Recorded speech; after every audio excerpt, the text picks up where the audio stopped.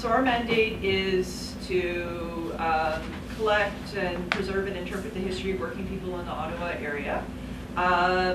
Sometimes our mandate broadens slightly to topics that are a little bit bigger than Ottawa, but still have an Ottawa flavor to them. Here at the Workers' History Museum, we have a collection management policy, we have a management plan, and we have a mandate, which you'll have in front of you and can read over at your leisure.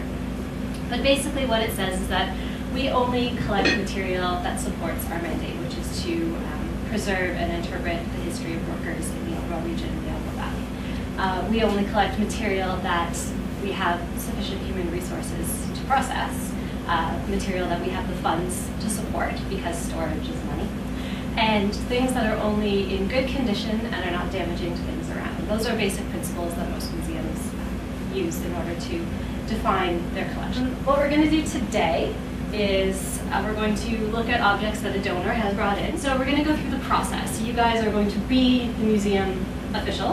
There is a temporary receipt, which is an acknowledgement of the fact that the donor has given something to the museum and we have taken possession of it in a temporary capacity.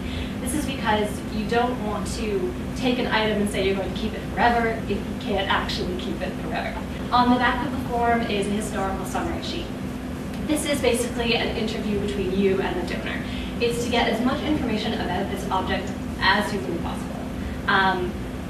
We have standard headings like who is the originator, where did it come from, who made it, what was it used for, but depending on the object you can always elaborate.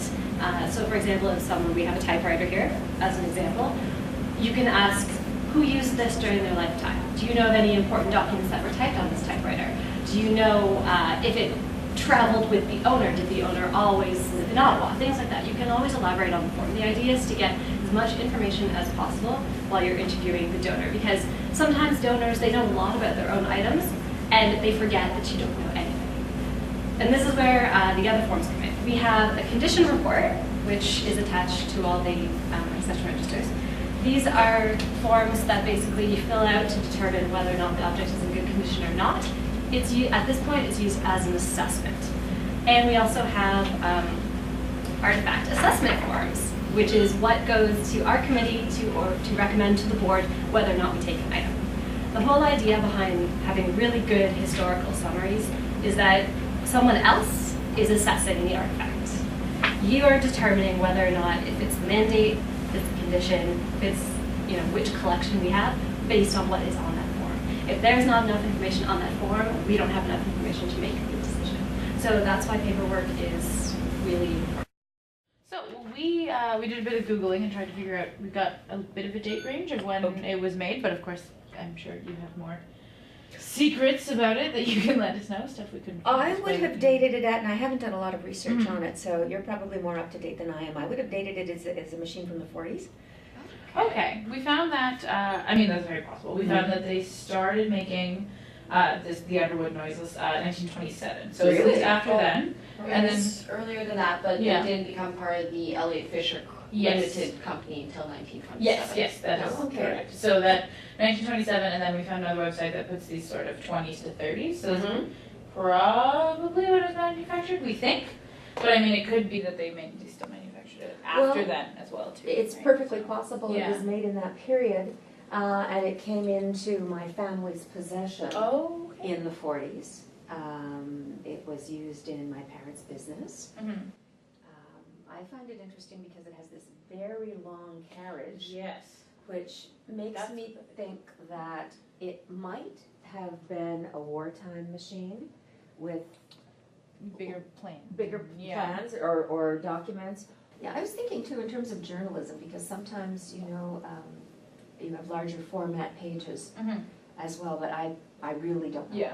I really don't know. It's got a great, the logo is great. So what the UE would let me do is the UE gave me access to their health and benefit plan in the office, and so I had that for 20 years, even when we merged with the CAW and stuff. Okay. Yeah, I pay my. So that's what happened, you merged with the CAW. And then the UE merged with the CAW within about 2 years. So this would have been around. I'll get the actual details for you, but I think it would have been around 90. the 1990 that we got the charter, and apparently they used to come up to the plants and they'd be, saying, but you're part of a communist union, and they pull out their wallet and take a picture of a bill of the king on it and say, I don't know, my union got me this and it's got the king on it. Do you know this? Do you know how it was used? I noticed how it's got this flap here for Which can be maybe a pressed for shirt. document or for shirts as press. And then you have the internal document case, which is extra secure. That's really gorgeous. Yeah, it's beautifully made. Where does your family come in? They acquire it themselves? Yep, yeah. Again, this is a comptometer. I think it was built by Victor Business Machine Company. Comptometer number 9, Bravo. Its green finish makes me wonder if it might not have been something that was produced at wartime because of the need to keep track of stock and material big time during the war, and then might have been purchased secondhand by my mom for the business. It's quite worn on the edges, and the other business machines in the collection are not, which leads me to think that maybe they were bought new for the business, but this one was something that may have come, like the typewriters, secondhand, maybe Army surplus. And circumstances surrounding discovery or acquisition. I got them when I was working at National Defense, the General Stores Warehouse, and I was the president of the Labor Council. I was looking for scrapbooks to keep of what I was doing at Labor Council and the Labor Council history, sort of stuff that I was collecting. So the guys in the warehouse gave them to me. Oh, that was a funny one. Did I ever tell you about that one?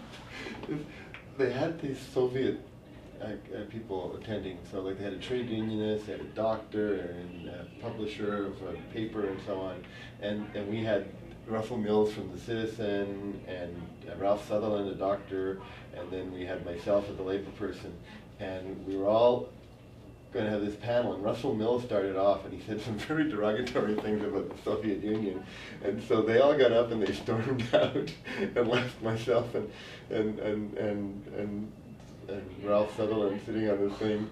And so then they went and had another meeting in another hall, so we had 2 meetings going on, and so Ralph and I stayed and had a debate with them, and then went to the other, with the ones that stayed, and then we went and had a discussion with the Soviets in the other hall. And then I got into the work the next day, and everyone had seen the newspaper, and I was at National Defense going, so you're pissing off the Soviets again, are you? So I forgot about that till I see it, right? And then it brings it back. So that's what we're using it for, hopefully. So it gives a good sense of what's happening in the labor movement.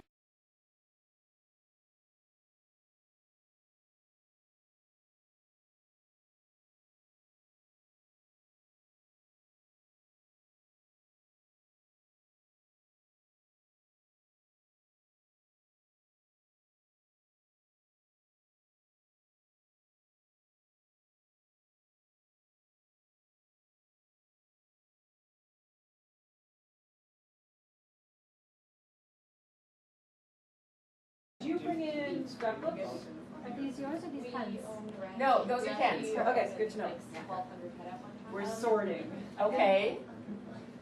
Speaking of. Last time I saw on YouTube, they had said they had 200 cow-calf printers. That's about right.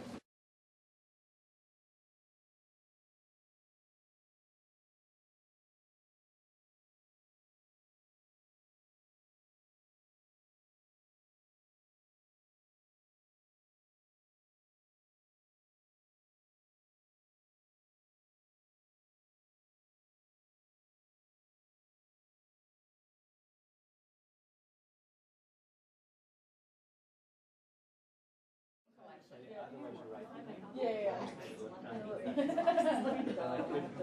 Be careful. Yeah.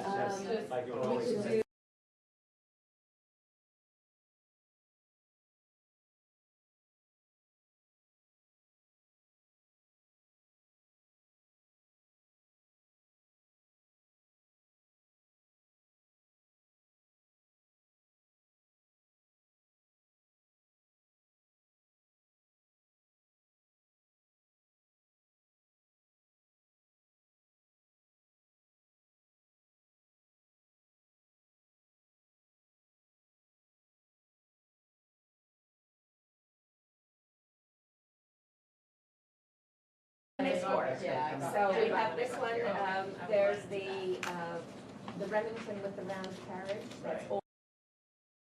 To be We deteriorated. tried to do it with Sean's class where he was stitching still photos, but it, Really? Actively? I mean, it looks like it's been worn, but is it actually deteriorating? Well, leather is So you're gonna have to shop. So it needs to be your cents. For Yeah, $8. And her husband who had a $10 phobia and of flying. It's multiple. What you want to do is just want to take your thumb gently off. And if your thumb is Well, they're iron, so it doesn't come away and but on it. it's not that difficult to do. So we know that it's not true. So I would consider that to be. A bill of day throughout kind of thing. And what I was getting it for was like counting the cans of this kind, of this product on a shelf, and then because we used to do I see. inventory. You have the different colors, so you can easily see Easily see at a what's glance right, what, yeah, for right. sure. And then December 28th, 1943. Yeah. So you can see, it's like actually had quite a few coming out during the war. Yes. Well, Oh, you for wanted to be able to keep inventory of yeah. supplies and Yeah, material that was going Yeah, overseas, sure. and and you were acquiring so much material. Oh, for sure, you know, yeah. as part of the war effort. So. Yeah, lots of. I know the fact that it's olive green may have something to do with that. But Actually, interesting. Yeah, that's You know. that may be.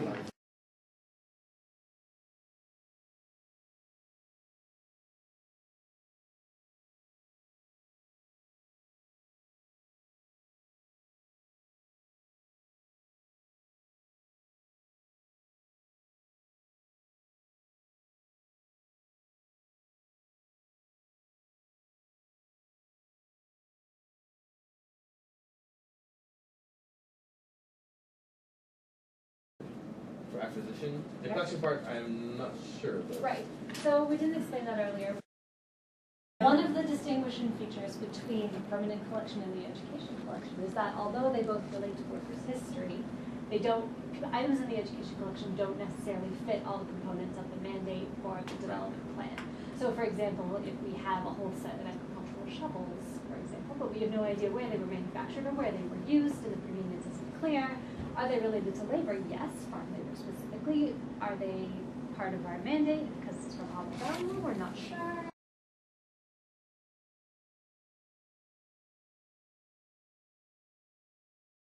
Lena and I worked on the Underwood wireless, no, not wireless, well, it was. Noiseless typewriter. Traditional version of wireless. Yeah, exactly. We determined that it filled all the parts of the mandate, and the fact that it is from, well, Well, it might It not was have been manufactured purchased. here, but it was used. used here, and technically it was made in Canada, so Yeah. that in itself is a good aspect for it. And it was related to workers' history, more the local individual business owner. And it's in good condition, but would still need a cleaning and further analysis to be completely sure. And we recommended it for acquisition and included as part of the research and display collection. Women's. As women type their boss's keyboard. That was one of the very interesting things that happened to the language in the 80s. When women started losing clerical jobs because when men were typing and emailing their own memos, it stopped being typing and it became keyboarding. I'm sure that was, an accident. Well, if women were going to be secretaries and they were going to be admin assistants, we That's weren't right. going to have it. That's right.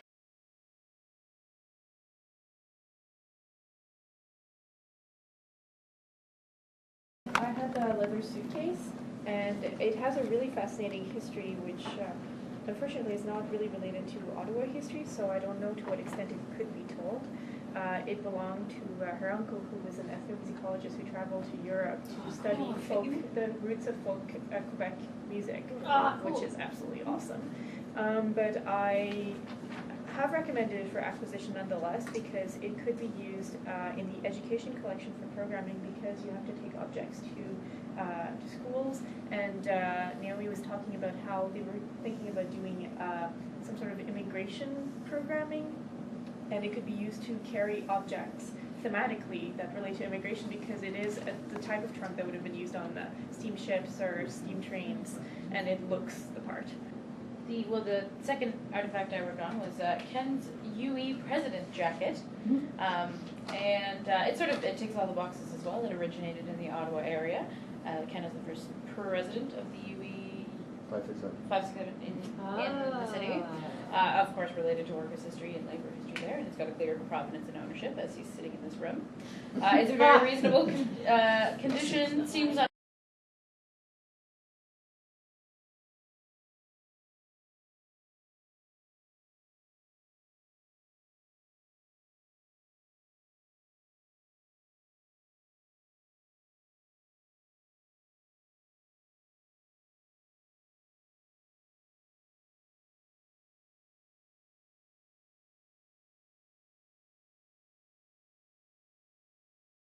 work on two different objects. This one here in front of me is the green metal comptometer from Naomi. It's pretty solid, it's pretty sturdy. You were saying that it might have been really sturdy. It might have been called an army surplus. Very much it's green, very from like 1943 at least, according to the patent on the bottom. And it's kind of more worn than some of the other machines in the same collection that were used by immigrants in the business. I don't think it's going anywhere. It's pretty solid. I don't think it's dangerous to anything else in the collection. The keys don't seem to work necessarily anymore, but it's otherwise in very, very good condition. I don't know if it originated in Ottawa. It was built in the States, but you were saying that a lot of these machines were being sold in Ottawa and used in Ottawa extensively. It was used in your family's business. I think it does relate to work and workers, particularly because it's ladies who are often doing the absolutely. tedious Stock number takers thing. were women. That's the thing. So I feel like that's definitely, it's good to represent the women's side of things. It does have a fairly clear provenance, and we know it was owned by your father and used in the business. And just by the signs, may have been used during the Second World War, which is interesting in terms of Canadian involvement in the war as well, later as well. And so I recommend it for acquisition for the research display because I think it's pretty good criteria. I don't know. I think it's good. Any thoughts?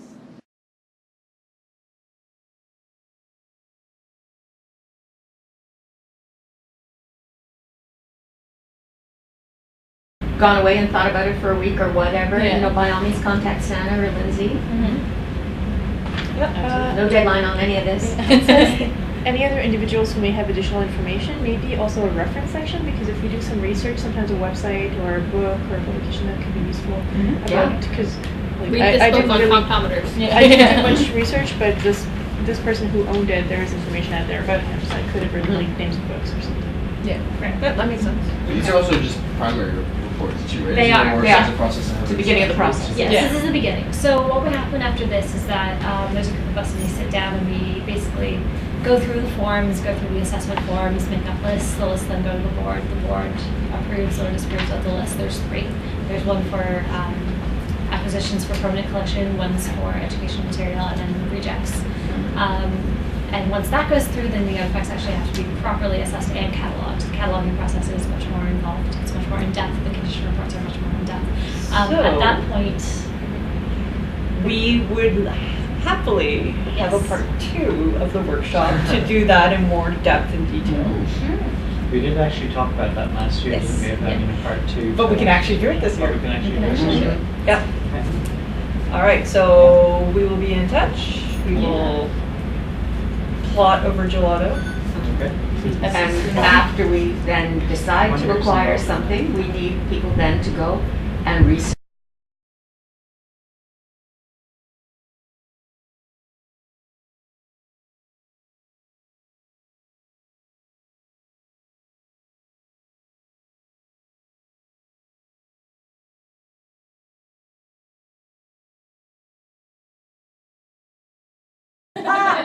End of the high note.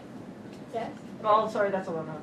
So you guys all had a chance to use our forms today. How did you find them? Was there spaces where things should be added, things should be taken away? Were they easy to understand? Were they complicated?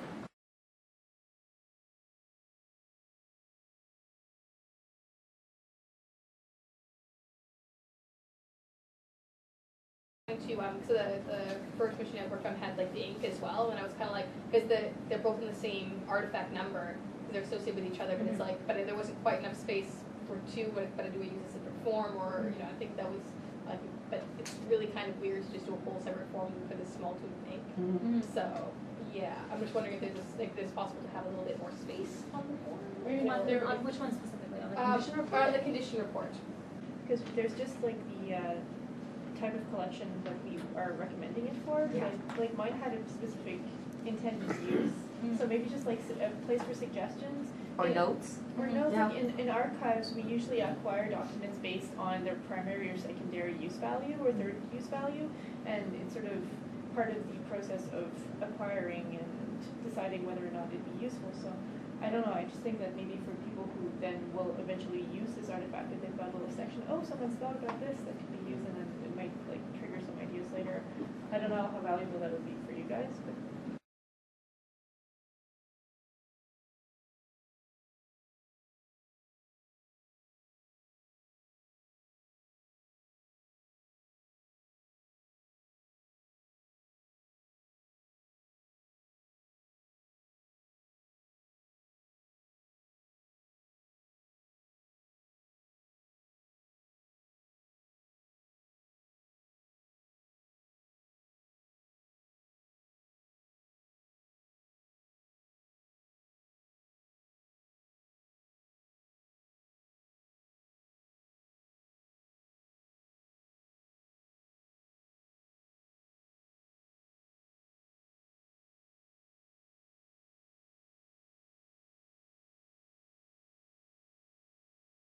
Through the forms, go through the assessment forms, make up lists, the lists then go to the board approves or disapproves of the list. There's 3. There's one for acquisitions for permanent collection, one's for educational material, and then rejects. And once that goes through, then the artifacts actually have to be properly assessed and cataloged. The cataloging process is much more involved, it's much more in-depth, the condition reports are much more in-depth. At that point, We would happily have a Yes. part 2 of the workshop to do that in more depth and detail. We did actually talk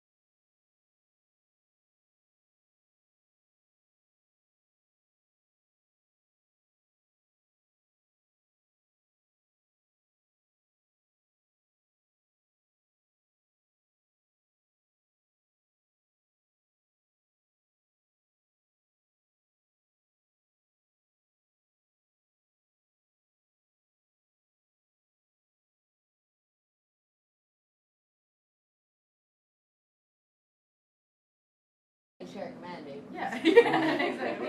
What's a few typewriters between friends? Oh, and My brain is trying to figure I out. like that you know that's another one. we have to But- put it on the front. Yeah, you don't read that. You're I saw it to our team. yeah, I was going to carry it next door. Probably, it's really heavy, so it's probably easier just to work with it on the cart rather than hook it up onto the table. And we can move the card around. Exactly. Exactly, and you can move it.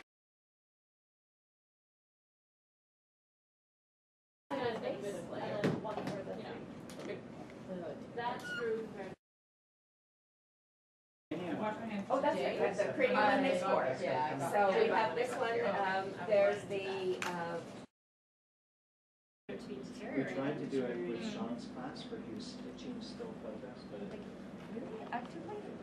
I mean, it looks like it's been worn, but is it actually deteriorating? Well, leather is prone to something called red rot, which is what you see on the corners. Yeah, really? I thought that was just well, it's wear. British and New It Zealand. is, it's multiple. What you want to do is, just want to take your thumb gently off. So you just want to touch it. These looks. And if your thumb Yeah. is right, Well, they're iron, so they it doesn't come away and Right. on it.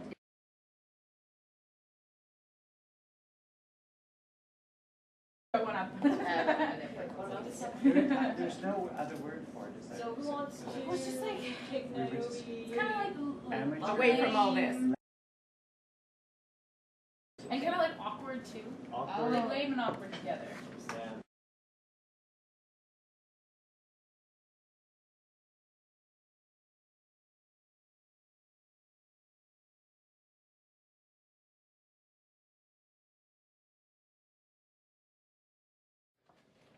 then I guess that's it. Unless there's anything else you'd like to add for the record. No, I don't think so.